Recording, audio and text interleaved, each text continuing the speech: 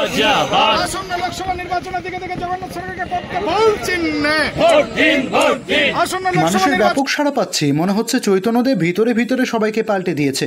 এদিন রানাঘাট লোকসভা কেন্দ্রের অন্তর্গত নবদ্বীপে প্রচারে গিয়ে প্রতিক্রিয়া দিলেন রানাঘাট কেন্দ্রের বিজেপি প্রার্থী জগন্নাথ সরকার।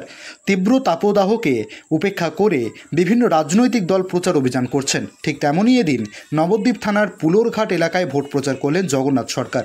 প্রথমে হলুরঘাটে নৌকায় ভোট প্রচার করেন তিনি। এরপর মায়াপুর ইস্কন মন্দিরের সংলগ্ন রাস্তায় হুটখোলা গাড়িতে প্রচার করতে দেখা যায় তাকে।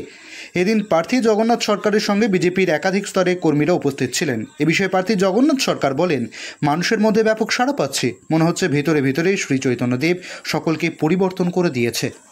সব খবর সবার আগে মানুষের সাথে, মানুষের পাশে। সৈয়দ আবু জাফরের রিপোর্ট, MBS নিউজ। আজকে নবদ্বীপ বিধানসভায় বেরোলেন আপনি, মানুষের উচ্ছ্বাস দেখে আপনার কি মনে হচ্ছে?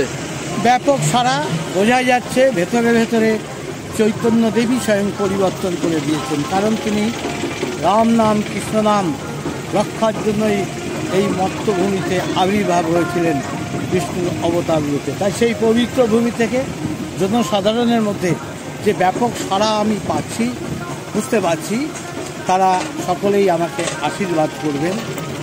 আর মানুষের মধ্যে একটা উৎসাহ উদ্দীপনা আমি দেখতে পাচ্ছি।